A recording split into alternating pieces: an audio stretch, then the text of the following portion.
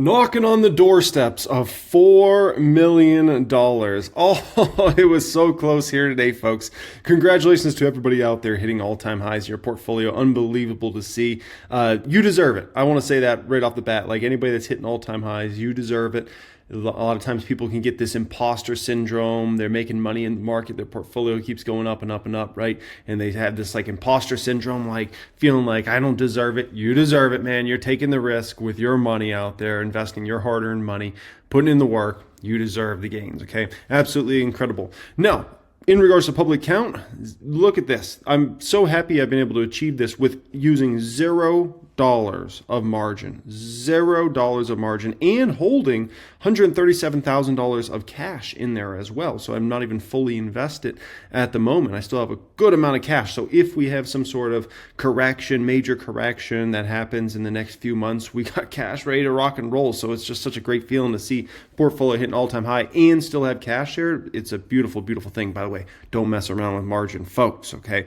Now, AMD, they were in panic last week in regards to stock, and they can't stop buying it now. How fast things switch. I mean, 1 week versus another week, it's like they were selling it left and right. People were freaking out, and now they're buying every share in sight. And who told you this was going to happen? Me. You follow me on X. I also told you guys on the channels as well, right? But if you follow me on X, which is always linked in my description area of all my videos, right? I said, this is back on August 6th. I said, the same people selling AMD for the 150s this morning will be buying AMDs for 250 shortly, right? And here they are. They just keep bidding it up time after time. Now, this is really fascinating in regards to this whole matter. I want to show you guys how good Grok is getting, okay? Because I posted this on X essentially, right? And somebody that follows me on X, right, might be a subscriber watching this video right now, said, Grok, what did Jeremy write? Obviously, you guys know my handwriting is very sloppy. And look at this. Within like 3 seconds, Grok responded.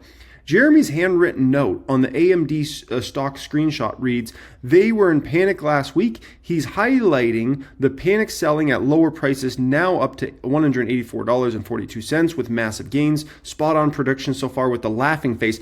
That's insane. Guys, that's insane. Like this, this is such a general like question. What did Jeremy write? Like that could be referring to so many different things.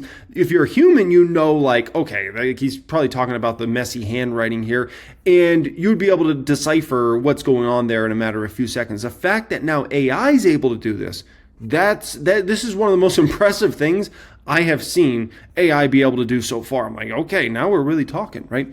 Now you look today, what's running heavy? Look at this.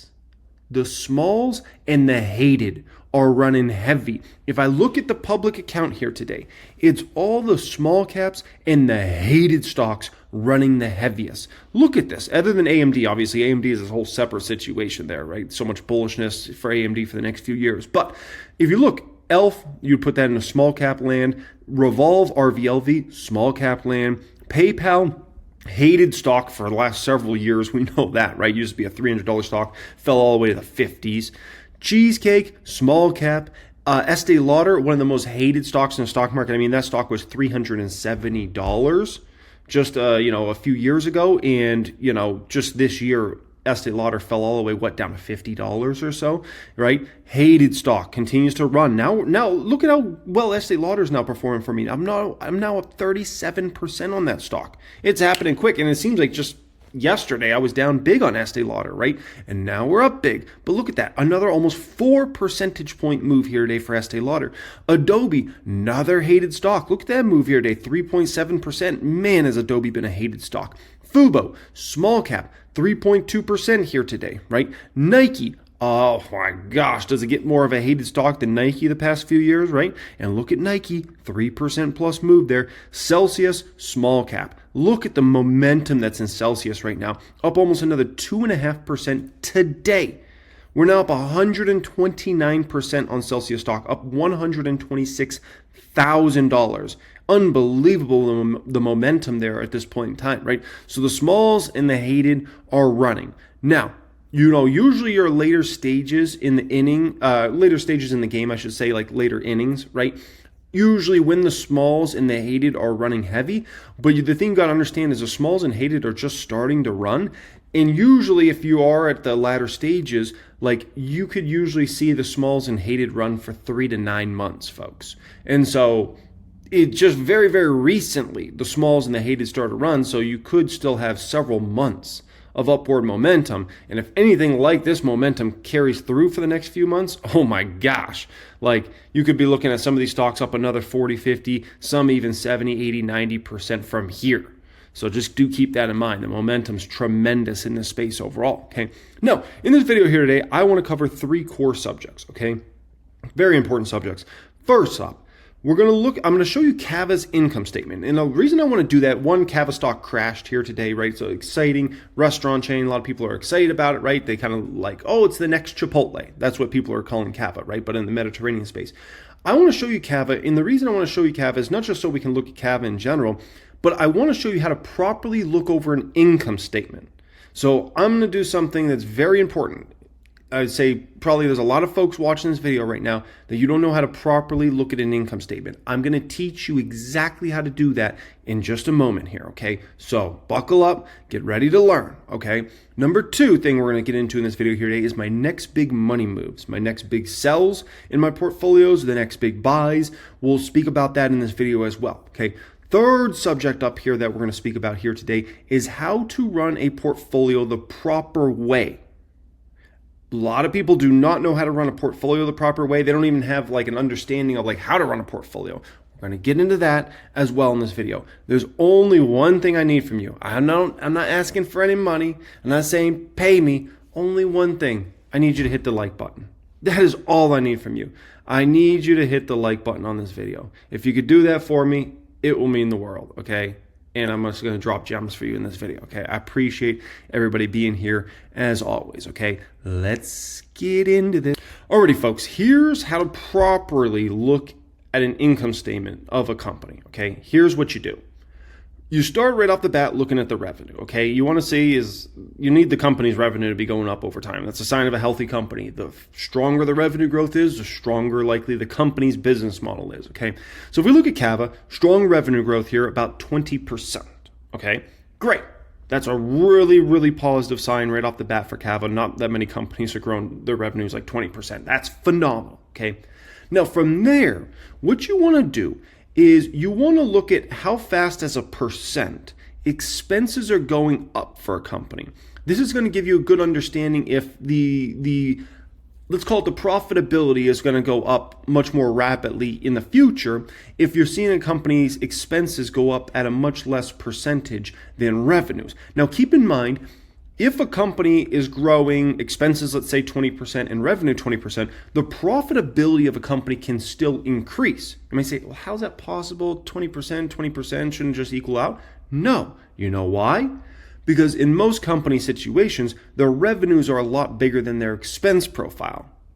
So even if you're growing expenses at the same exact percent you're growing revenue, for most companies that are profitable, like that's still going to mean you increase your profitability quite a bit, okay? But it's a really positive sign if, let's say, you're growing your revenues 20% and your expenses only go up 10%. Now we're talking about your margins are increasing rapidly, right?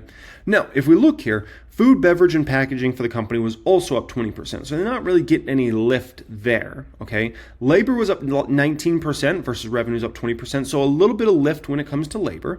Occupancy, they basically paid for their rents, right? 18% more, so that's good. They got some lift there. Now, other operating expenses, this was a little trouble area for the company. That was up 24% for the company on a year-over-year basis. So that's clearly an issue, right? It's growing at a much faster percentage than revenues. But overall, total restaurant operating expenses was up 20% for the company on a year-over-year basis, which, it's not impressive, right? Like they're basically growing expenses at the same exact percentage that they're growing revenue, which, means that you can still increase profitability, but it's not a great sign. Like you would like to see ideally these operating expenses be, growing at 17% or 16% or something like that, okay?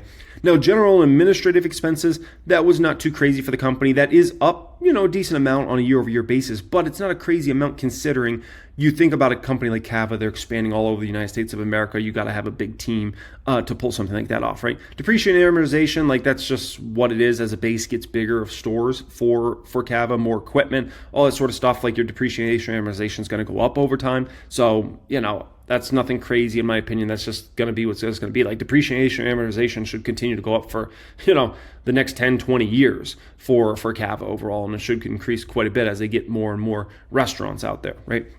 Pre-opening costs also increased quite a bit for the company to $5 million from $3.3 million. You might look at that and like, geez, that's a crazy percentage. They're opening a lot of restaurants. It's to be understood, right? So total operating expenses to the company went up to $260 mil from $217 mil. So income from operations was still able to increase despite all these expenses going up pretty dramatically, right? So income from operations went to 19.6 million from 16.1 million. Okay, so good. That's good. Now, it's not great, but it's good. They're growing the income from operations, right?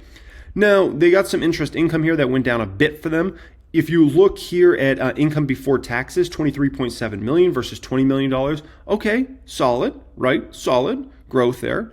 If we look here, they have a major kind of, let's call it income tax hit of 5.3 million, where in this same quarter last year, they didn't have that hit. So actually their net income went down on a year-over-year basis. But to be fair, if this company didn't have this weird kind of like almost like non-existent tax hit here of $287,000 the same quarter last year, net income would have been up, okay? Now, the next thing you want to do for somebody like a restaurant, you want to look at how much of that revenue actually makes it down to the bottom line. This is very important.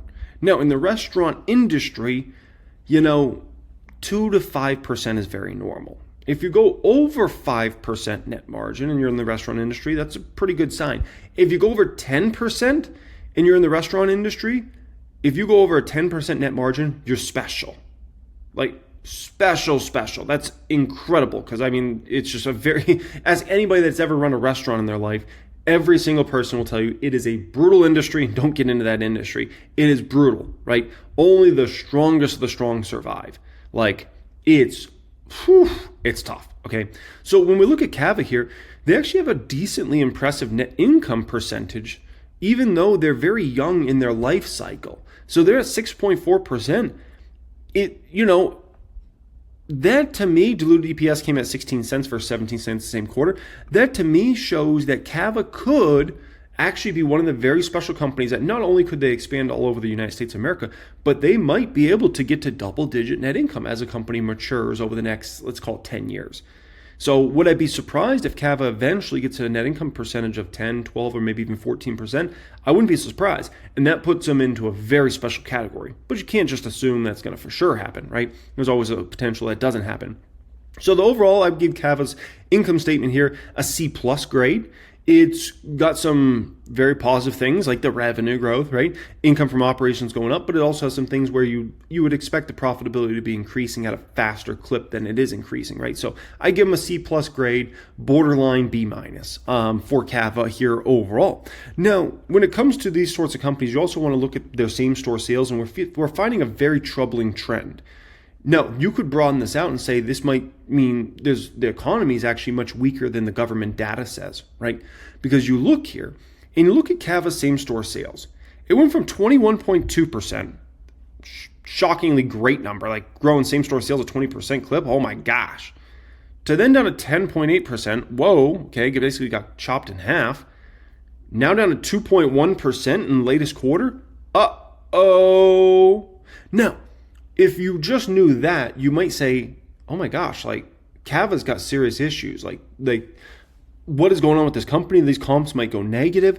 There's something wrong with the company. You got to broaden it out. You got to look at competitors.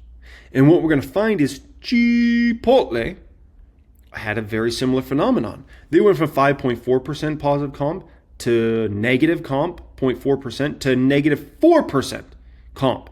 Okay, so it's bigger than just Cava, it's also Chipotle. Look at Sweetgreen. They went from 4% positive to negative 3.2% to this latest quarter, negative 7.2%, right? So when you see the Michigan consumer sentiment, right, and the consumer sentiment numbers being so trash last quarter, it shouldn't come as a shocking surprise. And this is why we track all this stuff. We do a report inside the private stock group each week, right, where we give you all the latest data for all these very important surveys. So you're not like caught off guard. And if you look at the data we've been showing you in regards to consumer sentiment last quarter, it basically showed you that these sorts of companies were likely not going to report a great quarter. Because if you looked at the consumer sentiment numbers, they were awful, just awful. And so when you see Cava come in with such embarrassingly weak comps, when you see Chipotle's horrible numbers, Sweetgreen, it shouldn't come as a surprise at all. You're seeing it in the consumer sentiment numbers, right? So, but the thing you got to understand about this is consumer sentiment can change. A year from now, consumer sentiment could be in a whole different place, and Cava could be reporting great comps again. Chipotle could be reporting great comps again. Sweetgreen could. So do understand, it moves around.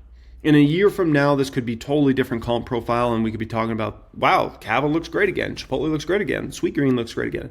If it's not in a year from now, it could be 6 months from now. If it's not 6 months from now, it could be 2 years from now, right? So do keep that in mind. Now, the other thing that I would say is pretty impressive is the fact that Cheesecake Factory, their comps were actually up 1.2% for Cheesecake Factory brand in the quarter, right? When you look at how weak Cava got there, the deceleration is shocking. When you look at Chipotle reporting negative comps, Sweetgreen negative 7.2%, and you look at Cheesecake up 1.2%, it looks like Cheesecake's doing very well for themselves. So then you have to start thinking, okay, let's say consumer confidence actually comes back significantly over the next year. Who knows if it does, but let's say it does.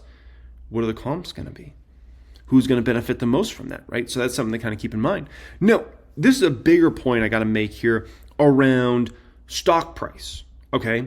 Stock price and what would happen if the market was different, okay? Because this is very important everybody understands this, because one of the most scary things you can ever see in the stock market is when a company is stock price keeps going down massively while the stock market's going up. Not usually a great thing. That means the company either has like real true fundamental issues, or maybe they had some sort of valuation problem, or maybe it's like a turnaround type company, okay? So when we look at Cava, okay, this company's stock price is down, basically has been cut in half in the past 6 months. It's down, 49.7%, so we can basically call it 50%. It's down in the past 6 months. That's extremely troubling, because when we think about the market, the Qs, right, which Qs you usually think about as kind of more growth-related stocks, right, the NASDAQ, the Qs, NASDAQ 100, 10% up the past 6 months. So the stock market's been good the past 6 months, up 10%, and you got a stock like Cava that's been cut in half in the past 6 months, which makes you say, what would a stock like this be trading at if the market got hammered? And the answer to that is $30 to $40 a share. If this stock is that weak in this strong of a market, where the NASDAQ's up 10% in the past 6 months, whew, if the NASDAQ was getting hammered right now and the SP 500 was getting hammered, this stock would be $30, $40 stock right now, okay?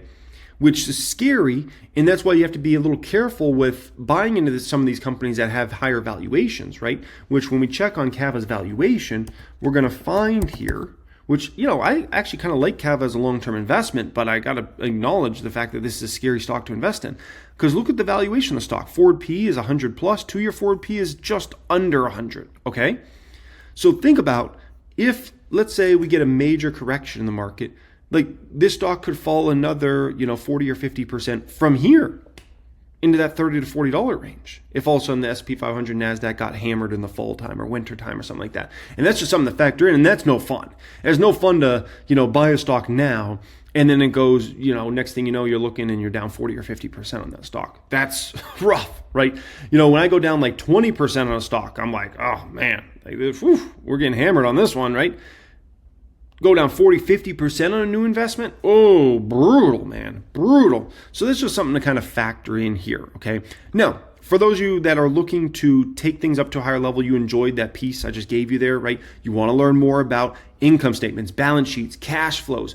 If you're getting a great deal on a stock, if you're getting ripped off, if you enjoy that sort of stuff, if you enjoy what I just shared with you there, click the pinned comment down there, apply to join Private Stock Group, because what I just laid out for you there, that's what I'm going through in my course curriculums. I'm teaching all this higher level stuff so you can actually know this stuff on a high level, right? Be confident when you make investment decisions, not like, oh crap, I don't even know what I'm doing. I'm just gambling money around the market, right? All these courses teach you all this stuff in depth. So if you enjoyed that part, you're going to definitely enjoy my private stock group, right? You also get access to my Discord chat, access to 1000xstocks.com, which I just pulled up here for you guys, right? Access to see the stocks I'm buying and selling in my nearly $4 million Fidelity account now at this point in time, the public account, right?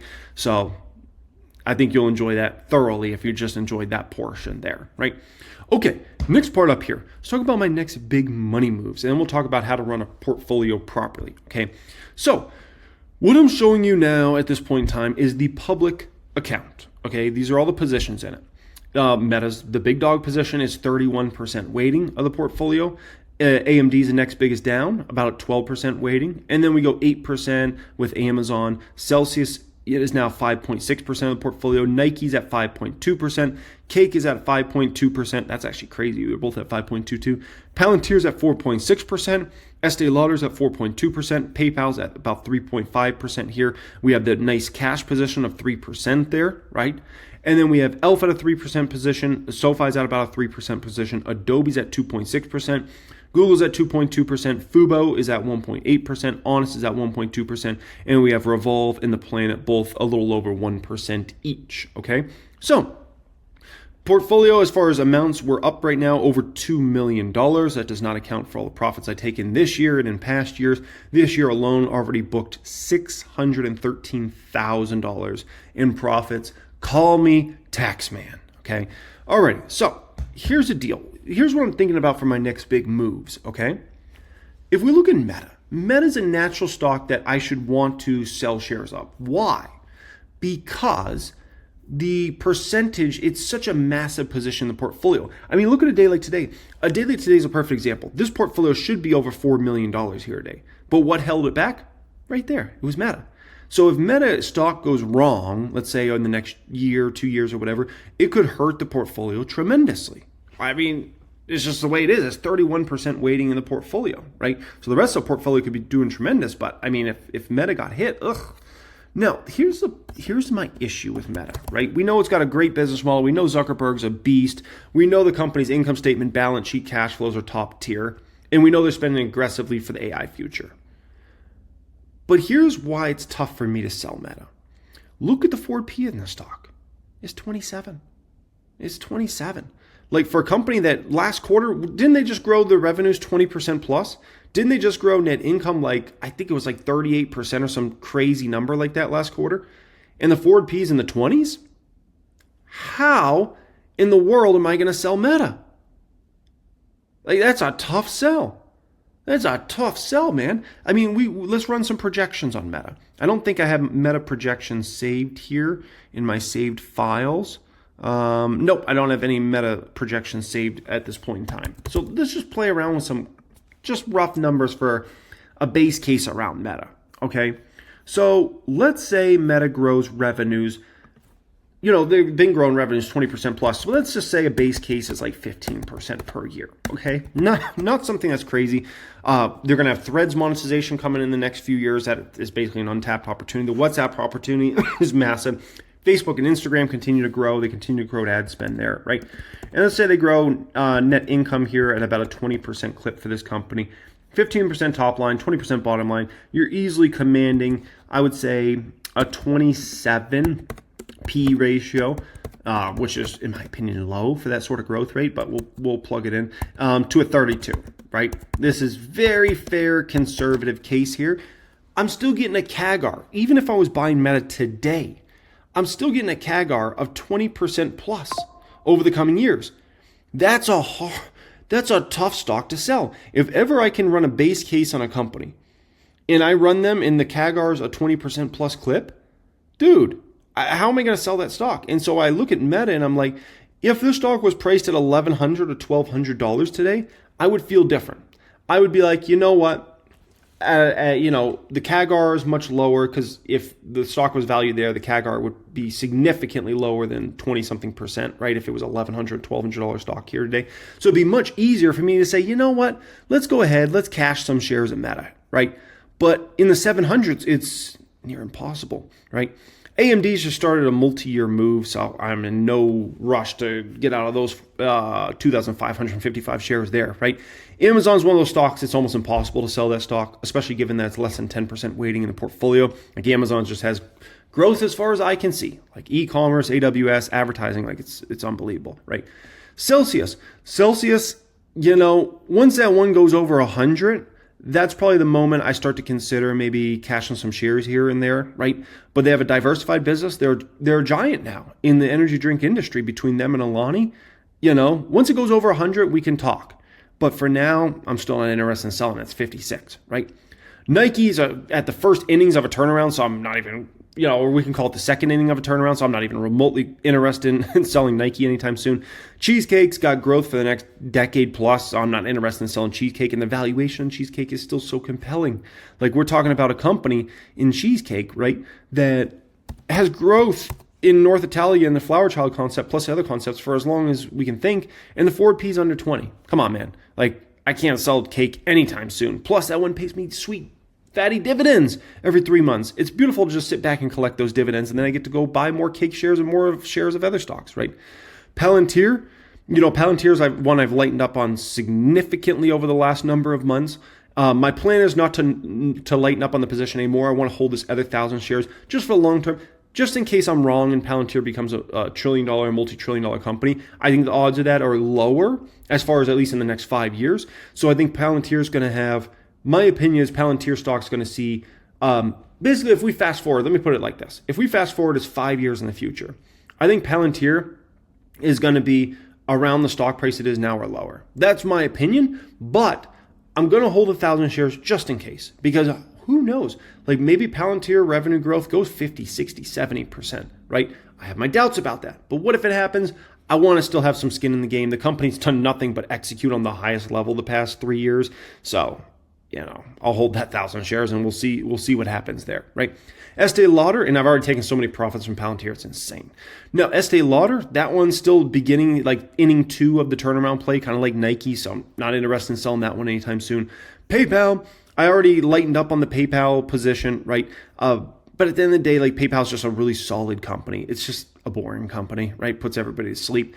Elf, growth for days. Like, I got to hold that 1,000 shares of Elf as tightly as I can, because the road acquisition going through, oh my gosh. I wish I had actually more shares of Elf in this portfolio. I do have a lot of Elf shares in other portfolios as well, so do keep that in mind. But in this portfolio, I kind of do wish I had more than 1,000 shares. SoFi, oh my gosh. Anthony Noto's just been executing on such a high level with that company. It's a lower position size for me. It's less than 3% of the portfolio. So there's really no incentive for me to cash SoFi. I got a company that's so forward looking, right? Anthony Noto operating this company on the highest level of anybody in fintech or banking related, right? I don't think there's anybody that's executing at a higher level than Anthony Noto right now in the entire space. And it's less than 3% of the portfolio. How can I part with SoFi right now, right? If the stock was 50, 60, I might feel differently. But at 23, I'm like, I'm good. That's fine. Roll, baby, roll. Roll Tide. Adobe, this is kind of a newer position for me. Like, we'll have a day when we might sell Adobe, but that's a long time from now, likely, okay? Unless I see fundamentally, big deterioration in the business model, which I don't think is going to happen, I'll continue to hold Adobe for quite some time. Google, very similar to Adobe, hated stock, but at the end of the day, this is a performer. You can't, Google's just an animal, okay? Like, you got so many different great businesses inside of Google, it's ridiculous. Fubo, we're still waiting on the Disney deal to go through. That should happen sooner rather than later, in my opinion, which is going to be a great thing for Fubo and its stock price. And the profitability of that company's gotten so much better over the past couple of years here. Honest continues to execute on a high level. I listened to Honest conference call, walked away very encouraged, walked away very charged up. Honest is doing everything they got to do to execute the business model. I understand the position's not doing great for me. It's down 13%. I'm 0% worried about Honest. I think Honest is going to be a double-digit stock. It's going to be $10 to $20 stock within the next 3 years. And so that's my opinion on that. So, what's the compounding annual growth rate if this stock goes to somewhere between $10 and $20 over the next 3 years? Now, you might say, okay, you think that, why not make it a bigger position? It's still, I don't want to say it's speculative, but it's still kind of, it's less of a sure thing than in some of these other stocks, in my opinion, right? It's just a smaller company in general. Revolve's management team's done a phenomenal job over the years. It's a 1% weighting. It's not significant to the portfolio. And the plan, it's a 1% weighting, right? If legalization happens there, you're going to see that stock boom. Next thing you know, we'll be talking about that stock being $1 or $2. And it will happen quick. But we'll see about legalization, the reclassification, all that game has to play out there, okay? Now, in regards to some stocks I've been thinking about adding to the portfolio, something like Snowflake's been coming to my mind a lot lately. I just am a little unsure of Snowflake at this point in time, and if I can become confident that Snowflake can grow 20% plus revenues for into the 2030s, I got to buy Snowflake. But I'm still trying to figure out if I'm confident in that. Because I'm confident in the short term they'll grow 20% plus revenues. But I'm like, am I confident 5 years from now I'll still be doing that? That's the part I'm still figuring out in regards to Snowflake. So I got more work to do there in regards to that one. TTD I've been looking at, but TTD, the thing that scares me is Amazon is serious competitor. And it looks like Amazon's going directly against them, and that's tough. That's tough. And the thing with TTD, it's not like it trades at a really low, like, oh my gosh, it's the cheapest stock in the world. Like, you look at TTD's valuation here, right? And you're looking at a forward P of 41. Now you say 2-year forward Ps might be in the 20s. True. But, we got to say 2 years from now, is Amazon taking massive market share from TTD? And if they do, what is TTD's revenue growth 2 years from now if Amazon really eats their lunch? Could the company be growing revenues at that time only 5%, 10%? That's a possibility. That's what makes it scary, right? So I still got more work to do in regards to TTD. So there's some of these stocks I'm looking at that I'm just like, they're possible buys, but in terms of new additions to the portfolio, but I just have more work to do, man, on some of these companies to get confident enough to buy them. Like RH, I like RH, but I'm like, that's another one that as soon as we get another major market correction, RH is getting hit heavy, right? It's seeing a lot of momentum right now because there's hope around the housing market coming back, and maybe people are smart to play that one in the future, right? Bath and Body Works, I like that as a company, but they have a bad balance sheet at that company. At least in my opinion, the balance sheet's not very good. They got a lot of debt. So I don't like that. Whirlpool's interesting to me, right, on a bounce back of housing in 26, 27, 28. That should be a multi-year bounce back in home sales, which should benefit Whirlpool greatly. So Whirlpool's interesting. Do I want to add in Whirlpool position? I don't know. Hershey's is somewhat interesting. Wynn could be interesting to add to the public account, right? The thing with Wynn is the stock's just kind of always a dog, man. Like, at least in the last at least since 2020, like Wynn's just been a dog of a stock. Like the company is executing on a phenomenal level. Like you can't say anything bad about the company and the way they execute, right? But the stock just kind of like, the stock's just an ugly stock. That's the thing. Like Wynn is such a beautiful business, such a beautiful company, so well run. Just a masterpiece of if I was to start a leisure company, a travel company, like I want to be like the Wynn. Like the Wynn is the creme de la creme, but man, like the stock just is one of those stocks that kind of sucks. But I really think over the past few years, the reason Wynn's stock has sucked is not because the business has sucked. The business is amazing, but because you're in a higher interest rate environment, right? Anything is, the bottom line is the past year or two, actually the past 2.5 years, we've been in a higher interest rate environment than we had really the past 15 plus years. So people like, I don't want to own something interest rate sensitive in a market where, people are like, interest rates are higher. So that's the bottom line in regards to that, okay? Now, how to run a portfolio proper. And by the way, in regards to public count, like what I'm going to likely do in the short term, meaning the next month or two, I'm going to likely continue to add some core positions in here. Like I could see me buying more Adobe in this portfolio, right? I could see me buying some more Cake or Nike here and there in the portfolio. I could see myself even buying some more Amazon here or there in the portfolio. I could see myself buying some more Honest here or there in the portfolio, right?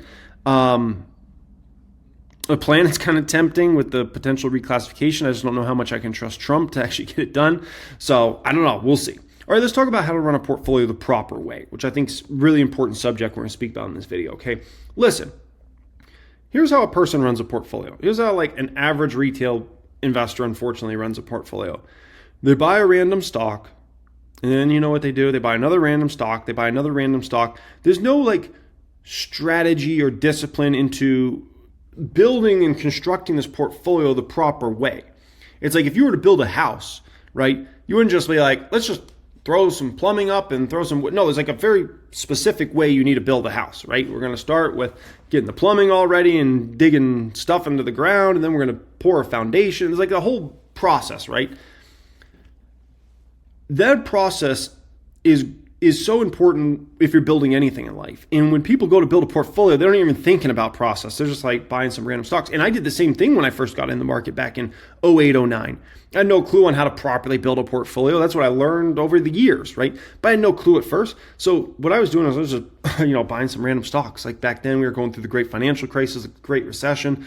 I was just buying some random safe companies. I'm like, let me buy Kimberly-Clark. Let me buy Conagra Foods. Let me buy Walmart stock. Let me buy Walgreens stock, right? Like these businesses are like, like they make it through the other side. They're recession proof. And so, that's what I was doing, but that's not the proper way to do it. Okay. And it'd be like, imagine you're gonna have a 100-meter race, right? Sprinting all out, and you're like, let me just move random. Like, let me just go sideways or backwards. Like, it's not gonna work out very well, right?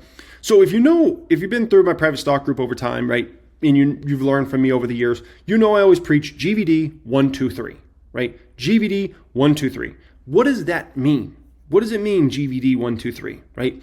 This is specific on how to properly build a portfolio. You need to be a well-rounded investor to be able to build a portfolio full of growth stocks, value stocks, and dividend stocks, first and foremost. All three of those are very important. Growth stocks have their time to shine. When the market is very risk on, when the economy is very risk on, man, growth stocks are it. Like they are going to perform tremendous for you, right? In the last few years, it's been growth stocks' time to shine. Growth stocks are brutal stocks to be in when the market's going down. Ask any investor that went through 2022 like myself or anybody else. What happened to our growth stocks? They got obliterated. Like we're talking, those stocks fell 40, 50, 60, 70, 80, 90%, some of them, from their peaks. It was brutal.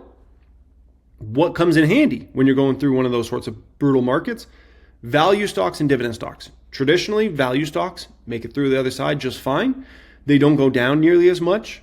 If you need to take some profits out of somewhere, and you're in a major downturn, and let's say growth stocks are really cheap, you can snag some from your value stocks because they probably went down nearly as much. Like there's a ton of value stocks out there that actually didn't even really go down in 2022. They actually went up or down way less than the market went down. Like, you're looking at Shopify stock might have went down 70 or 80%, right? There's plenty of other value stocks I could show you that actually went up during that same exact time or, broke even or so. So that's something to keep in mind, or went down like 10%.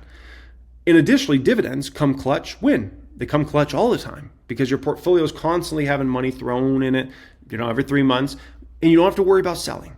You're just getting this money deposited randomly, right, from these companies, boom, boom, boom, and that snowballs as your portfolio gets bigger and bigger and bigger. My guess is I'm going to make easily 5 figures, if not multi-5 figures this year from dividends. I wouldn't be surprised if eventually I'm making 6 figures a year just from dividend income, right? And so that's a beautiful thing. And then when you're in a downturn, the last thing you want to do is sell stocks. So if you got the dividend income coming from your stable companies, you're able to deploy that at stock prices at very, very cheap prices. So it all works together, man. And it also keeps you like very focused and balanced investor. That's where GVD comes from. Growth, value, dividends. No, you might be in certain markets sometimes and somebody's like, oh no, it's just growth time, right? Listen, man, those value and divs will, if you don't properly allocate to them, it's going to come back to bite you in a major way. And if you're only in value and divs, there's a high probability you'll underperform the market long term, because the growth companies is really what really drives a lot of the returns in the market over time, right? Those companies that really, grow revenues 10% a year, 20% a year, 30% a year, they drive a lot of the returns of the market, okay? So if we look at the public count here, what you're going to find is every stock plays a game. It's either growth, value, or dividend play. Some stocks play multi-games. So if I look at Meta's a growth company, but it's also a dividend payer. So it's a GD. AMD, straight growth. Amazon, straight growth. Celsius, straight growth. Those are all 3 growth stocks, right? Then we have Nike, which is a value dividend company. Cake, which is a value dividend company. Obviously, we talk about Cake's, tremendous growth opportunity over the next 10 years. But at the end of the day, like Cake, when you really break it down, you say, oh, this is a great value dividend stock, right? Palantir, straight growth. Estee Lauder, value and dividend stock. PayPal, value stock. Elf, growth stock. SoFi, growth stock. Adobe, value stock. Google, value and dividend stock. I know a lot of you guys might not know, but Google now pays dividends, okay? Fubo, growth stock. Honest, value stock. Revolve, growth stock. And the Planet is a spec stock. A spec stock is a company that loses money, essentially, okay? In regards to their income statement. So, in spec stocks, you usually want to keep those like smaller size positions. Now, phenomenal. Like that's the way you want to do it. Tons of growth stocks, tons of dividend stocks, tons of value stocks, right?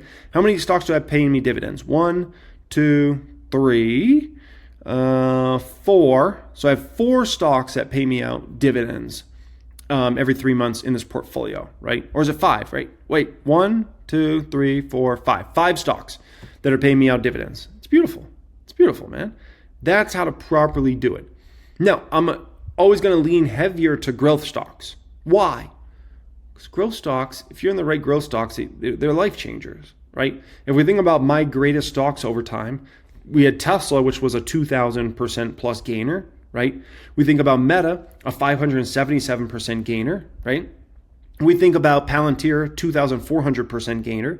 We think about Elf, 1,500% gainer. So a lot of my very best stocks are growth stocks. You've got to have, if you can find some great growth beasts, like, oh my gosh, like they will change your life. They will change your portfolio's life, right? If I think about nvidia over time, right? Monster, nvidia and Monster are 2 examples of stocks I just let go too soon. I let Monster run for quite a bit, but I sold it too soon. nvidia, sold that one too soon. Nvidia I sold after I made like 30 or 40% on that stock. Oh my gosh, I should have just held every share of that stock, right? So, there's a difference between making your first 30 or 40% on a stock and selling. And, if you're in a great growth stock, this stock should end up producing you like insane returns, like, 1,000% plus returns if you're in a truly great growth stock. So, something to kind of keep in mind there. I always think about sports, right? And I always get a lot of inspiration from great athletes.